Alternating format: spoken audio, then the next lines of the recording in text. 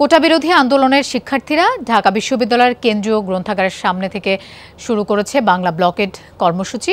এখন অবরোধ করেছে শাহবাগ এলাকা। আমরা এই খবরগুলো জানবো আমাদের সহকর্মীদের কাছ থেকে।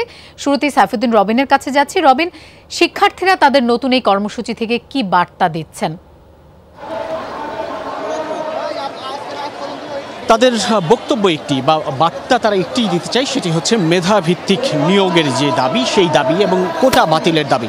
অর্থাৎ 2018 সালে তাদের এই শিক্ষার্থীদের আন্দোলনের ফলে যে কোটা প্রথা বাতিল করা হয়েছিল, সেই বাতিলটি পুনর্বহাল চায় এই শিক্ষার্থীরা, আন্দোলনরত শিক্ষার্থীরা। শাহবাগ মোড়ে আছে, দেখতে পাচ্ছেন এই মূল মোড়ের চারপাশে আসলে শিক্ষার্থীদের অংশগ্রহণ।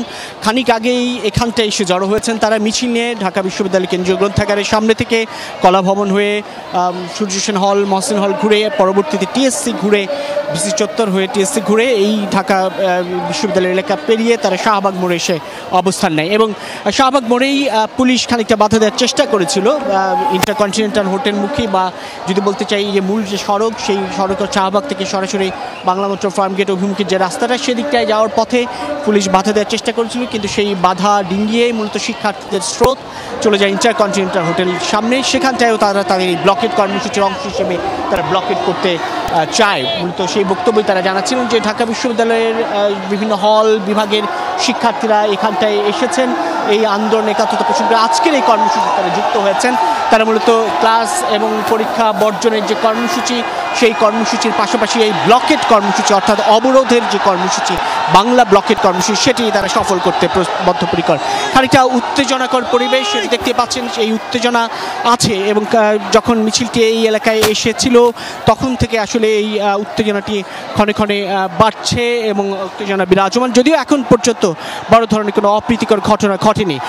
আইনশৃঙ্খলা রক্ষাকারী বাহিনীর সদস্যরা তাদের দায়িত্বের জায়গা থেকে তারা অবস্থান নিয়েছে, কিন্তু কোনো ধরনের এখন পর্যন্ত সংঘর্ষে জড়ায়নি শিক্ষার্থীদের সঙ্গে। পরিস্থিতি এই উত্তপ্ত অবস্থাটা বিরাজ করছে, কিন্তু শিক্ষার্থীদের ব্লকেট কর্মসূচিও অব্যাহত রয়েছে। তারা বলছেন যতক্ষণ না পর্যন্ত তাদের সেই 4 দফা দাবি, সেই দাবি আদায় না হবে, অর্থাৎ ততক্ষণ পর্যন্ত তারা আন্দোলন চালিয়ে যাবেন। রবিন, আপনাকে ধন্যবাদ। আমাদের আরেক সহকর্মী মনিরুল ইসলাম আছেন, তিনিও শাহবাগ এলাকার আশপাশেই আছেন। আমরা তার কাছে এবার যাচ্ছি। মনির, কোটা বিরোধী শিক্ষার্থীরা কি বলছেন? আমরা রবিনের কথা বলছিলেন, তখন দেখছিলাম উত্তেজনা বা শিক্ষার্থীরা মিছিল করছেন। আপনি যেখানে আছেন সেখানকার কি অবস্থা দেখছেন? শিক্ষার্থীরা কি বলছেন?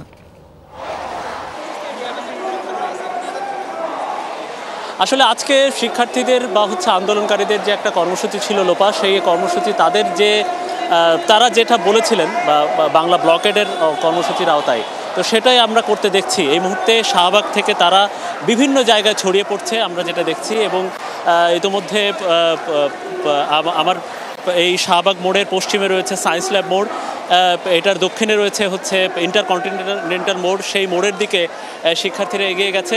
শুরুতে এই জায়গাটি আপনি একটু উঁচু থেকে দেখছেন যে শিক্ষার্থীদের যে জায়গা, অবরোধের জায়গা, সেখানে পুলিশ একটু বাধা দেওয়ার চেষ্টা করেছিল। অর্থাৎ এই শাহবাগ থেকে কারণ বাজার অর্থাৎ বাংলা মোটর মুখী বা ইন্টারকন্টিনেন্টাল মোড়ের দিকে যেতে নিষেধ করেছিল পুলিশ, কিন্তু পুলিশের সেই নিষেধ ভঙ্গ করে বা পুলিশের সেই নিষেধ সত্ত্বেও পুলিশের সেই ব্যারিকেড সরিয়ে এই মুহূর্তে বড় একটা মিছিল নিয়ে অবস্থান করা হচ্ছে ইন্টারকন্টিনেন্টালের সামনে।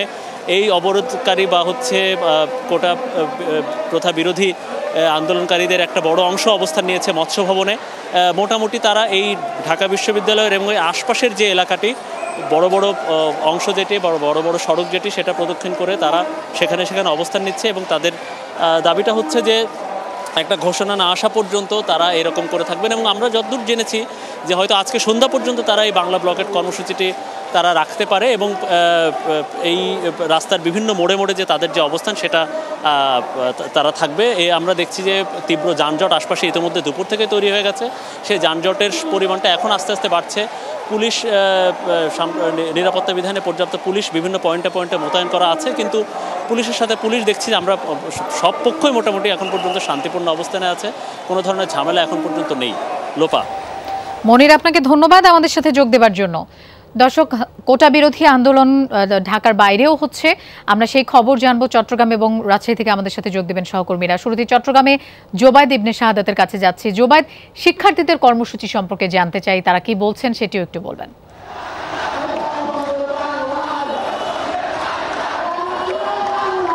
লোপা সকাল থেকেই তারা এই আন্দোলনের জন্য প্রস্তুতি নিচ্ছিলেন এবং সেই প্রস্তুতিটার পরে এখন কিন্তু তারা ১৬ শহর রেলওয়ে স্টেশনে তারা বেশ কিছুক্ষণ আন্দোলন করেছেন এবং তারপরে তারা এখন চট্টগ্রামের বিভিন্ন শহর এবং শহরের যে সড়ক আছে সেগুলো প্রদক্ষিণ করছেন। এই মুহূর্তে নিশ্চয়ই দেখতে পাচ্ছেন তাদেরকে বিভিন্ন ছাত্র সমাজের বিভিন্ন সংগঠন, পাশাপাশি যে সকল স্কুল, কলেজ, বিশ্ববিদ্যালয়গুলো আছে সেগুলোর শিক্ষার্থীরা এই আন্দোলনে যুক্ত হয়েছে এবং তাদের আন্দোলনের তারা 4 দফা দাবি রেখেছেন।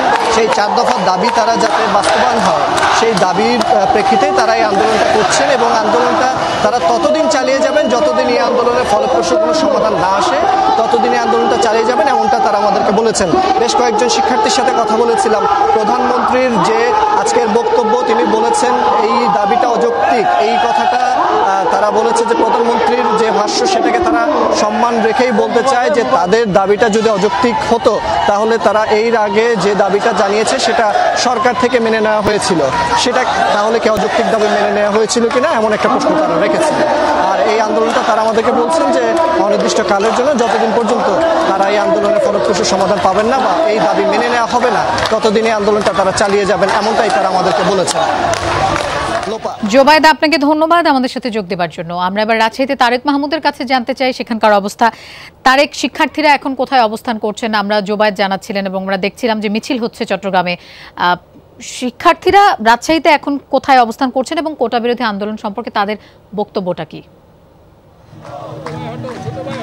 লোপা, বিভিন্ন বিভাগের শিক্ষার্থীরা রাজশাহী বিশ্ববিদ্যালয়ের বিভিন্ন হলের শিক্ষার্থীরা কিন্তু রাজশাহী বিশ্ববিদ্যালয়ের যে প্যারিস রোড, এই প্যারিস রোডে কিন্তু অবস্থান নিয়েছেন এবং সেই সাথে সাথে আমি যতটুকু দেখতে পাচ্ছি এখন কিন্তু বলা যায় যে শিক্ষার্থীরা তারা বলছেন যে তাদের যে দাবি দেওয়া সেটি কিন্তু না মানা হলে আন্দোলন কঠোর থেকে কঠোরতর হবে এবং আগামীকাল থেকে কিন্তু যে শিক্ষকরা ক্লাস পরীক্ষা কিন্তু বর্জন করেছেন এবং শিক্ষার্থীরাও কিন্তু তাদের সাথে একত্রতা প্রকাশ করেছেন এবং সেই সাথে সাথে বলেছেন যে রাজশাহী বিশ্ববিদ্যালয়ের কোনো বাস চলবে না এবং সেই সাথে সাথে ক্লাস পরীক্ষা সব কিছু কিন্তু তারা বর্জন করার যে বিষয়টি সেটি বলেছেন। এবং এই বিকেল 3টার পর থেকে আমি যতটুকু দেখতে পাচ্ছি যে রাজশাহী বিশ্ববিদ্যালয়ের যে প্যারিস রোড, এই প্যারিস রোডে কিন্তু রাজশাহী বিশ্ববিদ্যালয়ের যে হলগুলো রয়েছে সেই হলগুলো থেকে কিন্তু বিভিন্ন বিভাগের শিক্ষার্থীরা আসতে শুরু করেছে এবং বলা যায় যে এখন গানে গানে কিন্তু এখানকার যে আন্দোলন সেই আন্দোলন কিন্তু জোরদার হচ্ছে এবং এই প্যারিস রোডে কিন্তু রাজশাহী বিশ্ববিদ্যালয়ের বিভিন্ন বিভাগের হলের শিক্ষার্থীরা এসে তাদের যে দাবি দেওয়া সেই দাবি দেওয়াগুলো কিন্তু উপস্থাপন করছেন এবং সেই সাথে সাথে আজকে কিন্তু প্রতিবাদ সভা এবং সাংস্কৃতিক যে অনুষ্ঠান রয়েছে সে বিষয়ে কিন্তু তারা গানের মাধ্যমে তাদের যে আন্দোলন সে বিষয়টি বলছেন। এবং এর আগেও আমি যেমনটি দেখেছি যে রাজশাহী বিশ্ববিদ্যালয়ের এই প্যারিস রোড থেকে কিন্তু গত কয়েকদিন থেকে তারা যে বিশ্ববিদ্যালয়ের যে মূল ফটক রয়েছে মূল ফটকে গিয়ে কিন্তু আন্দোলন করেছেন। সেই সাথে সাথে আজকে বিকেলে এই আন্দোলন করার মূল উদ্দেশ্য হচ্ছে তারা বলছেন যে যেহেতু এইচএসসি পরীক্ষার্থীদের পরীক্ষা চলছে সে কারণে কিন্তু মহাসড়ক অবরোধ করলে পরীক্ষার্থীদের অসুবিধার কথাটি বিবেচনা করেই কিন্তু তারা এই বিকেলে তাদের যে কর্মসূচি সেটি নিয়েছেন এবং সেই সাথে সাথে আমি দেখতে পাচ্ছি যে প্রতিবাদ সভা এবং যে সাংস্কৃতিক যে অনুষ্ঠান সেটি কিন্তু শুরু হয়েছে বিকেল 3টার পর থেকে এবং রাজশাহী বিশ্ববিদ্যালয়ের বিভিন্ন বিভাগের যে হলের শিক্ষার্থী রয়েছে সব শিক্ষার্থী অংশ নিয়েছেন। ধন্যবাদ তারেক আমাদের সাথে যোগ দেওয়ার জন্য।